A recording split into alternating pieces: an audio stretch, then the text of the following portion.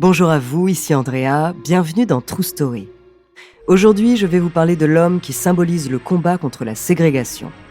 Son combat est d'ailleurs honoré chaque 3e lundi de janvier, jour considéré comme celui de l'égalité raciale. Défenseur des droits civiques, militant non violent et ardent pacifique, il est célèbre dans le monde entier pour son fameux discours « I have a dream ». Son nom, Martin Luther King. Du pasteur baptiste à l'icône mondiale, découvrez cette True Story.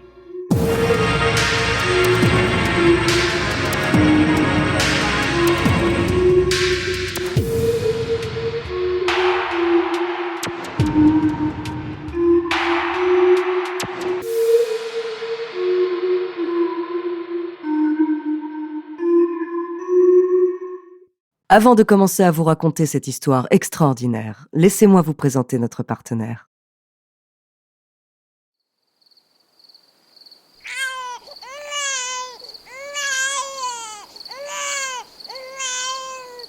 Le 15 janvier 1929, la famille King accueille le petit Michael, qui grandit dans une famille protestante traditionnelle, entouré de ses parents et de ses frères et sœurs. Son père, le révérend Michael King, est petit-fils d'esclaves et fier de ses origines. Il est devenu un éminent pasteur baptiste, ce qui offre un milieu privilégié au petit Michael.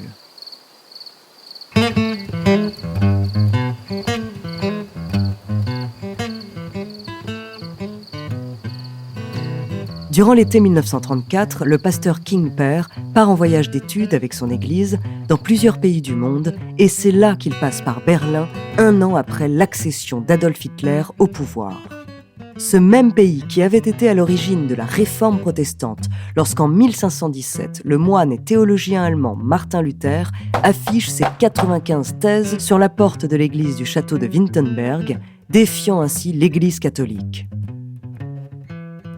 Le souvenir de cet acte de révolution qui divisa le christianisme occidental et la vision de la montée d'un nationalisme ravageur en Allemagne percutent alors l'esprit du révérend King.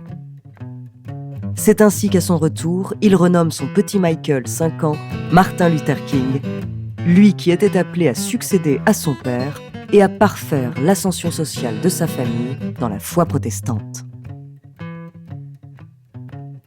Les King ont beau appartenir à un milieu privilégié pour l'époque, cela ne les empêche pas de subir la violence raciale et la ségrégation, particulièrement marquée dans l'Amérique de l'après-guerre de sécession. La première fois que Martin Luther King est confronté à la ségrégation entre les Noirs et les Blancs, c'est à l'âge de 6 ans. Alors qu'il avait pour habitude de jouer avec 2 petits camarades blancs, un matin, il lui annonce qu'ils n'ont plus le droit de jouer avec lui.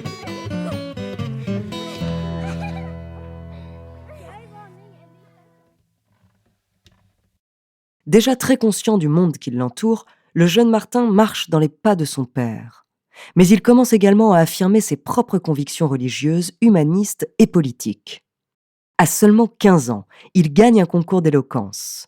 Dans ce discours, il affirme « Si le droit de vote est donné aux Noirs, ils se montreront assez vigilants pour défendre l'arche de la liberté fédérale. » Les jurys sont très impressionnés.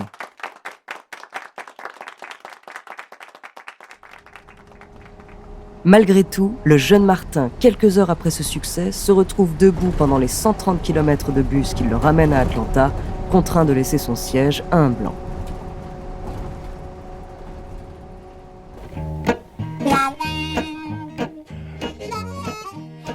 Rapidement, c'est l'université de sociologie qui continue de l'éveiller au monde qui l'entoure, mais aussi les théologiens du christianisme social qui estiment que l'évangile doit permettre une transformation de la société. Il est ordonné pasteur baptiste à 24 ans et donne des sermons enthousiastes, pacifistes et populaires.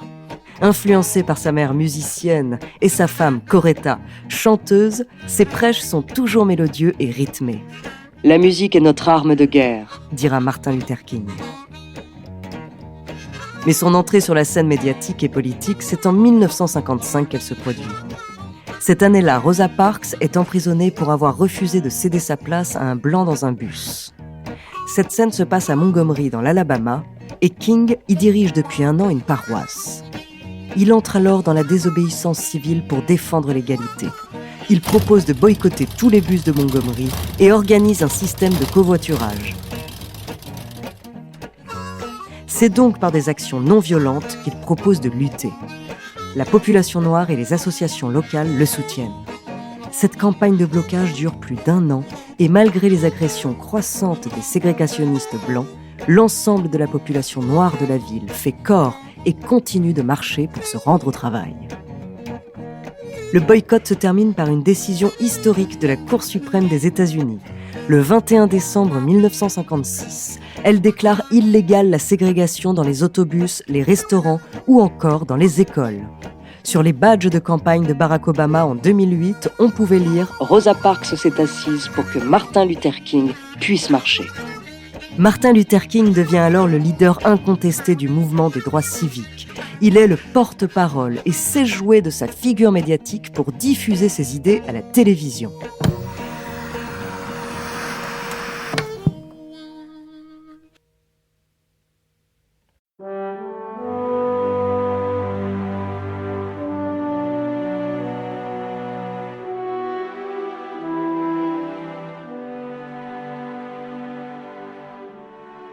Martin Luther King a 34 ans, quand devant 250 000 Américains rassemblés à Washington devant le Lincoln Memorial, il prend la parole et s'adresse à des millions de spectateurs pour prononcer un discours qui entrera dans l'histoire. Nous sommes le 28 août 1963. Luther King est l'organisateur de la célèbre marche pour l'emploi et l'égalité. Ce discours est aujourd'hui l'un des plus cités et les plus lus aux États-Unis et dans le monde entier. C'est devant cette foule passionnée que Martin Luther King, inspiré par l'instant, prononce la célèbre phrase « I have a dream ».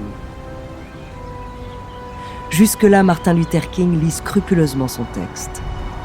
Mais à un moment, son amie et chanteuse de gospel, Mahalia Jackson, l'interpelle et lui crie « Parle-leur de ton rêve, Martin ». C'est alors qu'il s'écarte de ses notes et improvise « J'ai fait un rêve. J'ai fait un rêve que mes 4 enfants vivront un jour dans un pays où on ne les jugera pas à la couleur de leur peau, mais à la nature de leur caractère. J'ai fait un rêve aujourd'hui. »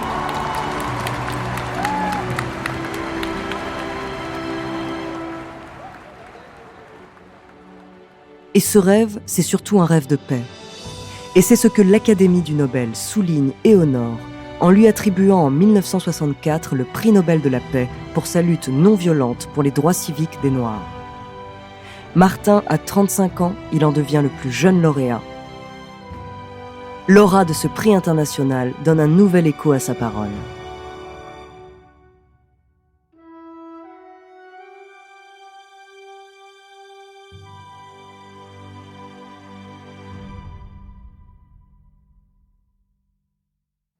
Dans la foulée, en juillet 1964, le président Lyndon Johnson signe une loi, le Civil Rights Act, rendant illégale toute forme de discrimination envers les populations noires.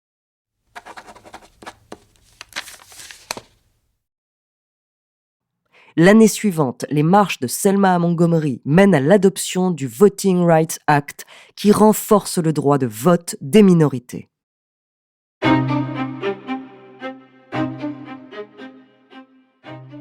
Martin Luther King a véritablement gagné les galons de héros. Mais pour d'autres, il est l'homme à abattre. Et son mouvement est menacé. Entre 1964 et 1968, le révérend King a perdu la plupart de ses soutiens. À commencer par les milieux progressistes blancs. Eux qui soutenaient sa campagne pour les droits civiques ne s'associent pas à ces nouvelles revendications pour lutter plus largement contre l'oppression de classe. Ses appuis se tarissent également dans les populations noires des nouvelles générations qui ne se reconnaissent plus dans son combat non violent et revendiquent des actions radicales autour du mouvement Black Power. Dernier point de désaccord avec sa base, la guerre du Vietnam. En 1967, Martin Luther King s'affiche clairement en opposition avec l'intervention américaine et il se voit taxé d'anti-américanisme.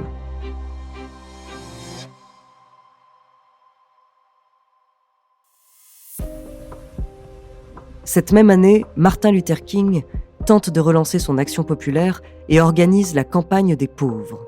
Prévue 1 an plus tard pour avril 1968, cette marche doit conduire des centaines de milliers de démunis, noirs comme blancs, venus de toutes les régions du pays jusqu'à Washington pour ouvrir les yeux de l'Amérique sur les inégalités. C'est dans ce contexte qu'il est invité à venir à Memphis par le mouvement afro-américain des droits civiques. À Memphis, les éboueurs noirs de la ville, qui travaillent pour des salaires misérables sous le contrôle de surveillants blancs racistes, sont en grève. Ils réclament plus de justice sociale et économique. King accepte de défiler en tête d'un cortège le 28 mars 1968. Mais cette manifestation tourne à la tragédie. Un groupe nationaliste noir, les Invaders, sème le désordre. Martin Luther King est évacué par la police, des milliers de manifestants sont blessés et la presse somme King d'abandonner son projet de marche sur Washington prévu quelques jours plus tard.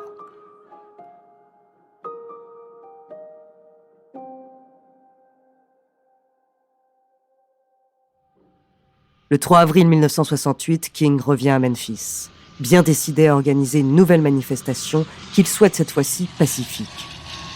Lorsque son vol en provenance d'Atlanta se pose sur la piste de l'aéroport de Memphis, il a 1 heure de retard.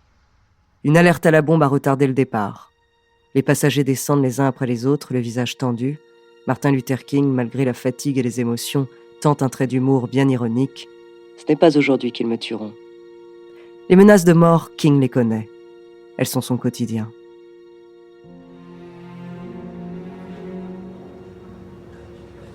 Après avoir quitté l'aéroport, il se rend au Lorraine Motel, un petit établissement qui donne sur un parking.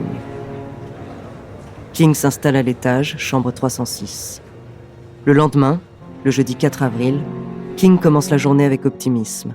Il vient d'apprendre que la manifestation prévue à Washington le lundi suivant est autorisée. À 17h30, il regagne sa chambre pour se préparer pour le dîner. À 18h, il prend l'air sur le balcon, quand soudain une détonation traverse l'air.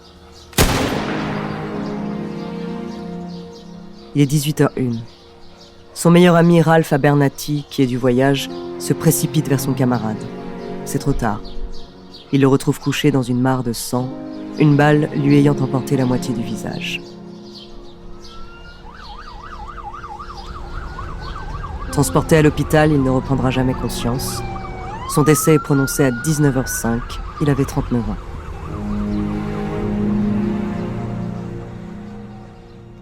L'enquête conclura la piste d'un tireur isolé, James Earl Ray, un suprémaciste blanc qui avait loué une chambre juste en face du Lorraine Motel.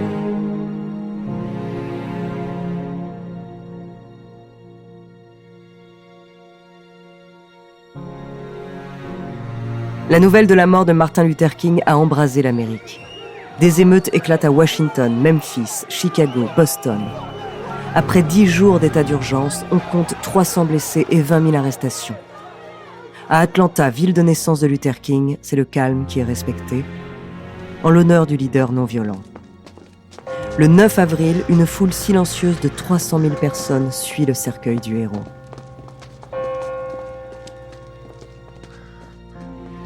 Dans l'église, au moment de l'oraison, c'est la voix de Martin Luther King qui résonne grâce à l'enregistrement de l'un de ses derniers sermons. Je voudrais que quelqu'un dise ce jour-là que j'ai essayé d'aimer et de servir l'humanité.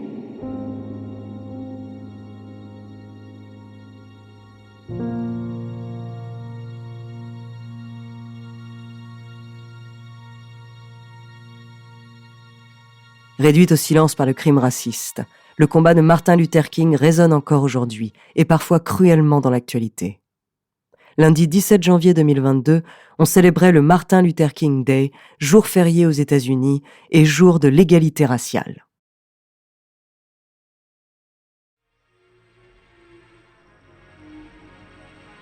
Merci d'avoir écouté cet épisode de True Story. La semaine prochaine, je vous parlerai d'un lieu de légende situé en Écosse, au mystère absolument incroyable. En attendant, n'hésitez pas à nous faire part d'histoires que vous aimeriez entendre sur votre plateforme d'écoute préférée ou alors via la page Instagram ou Twitter de Bababam. Nous nous ferons un plaisir de les découvrir.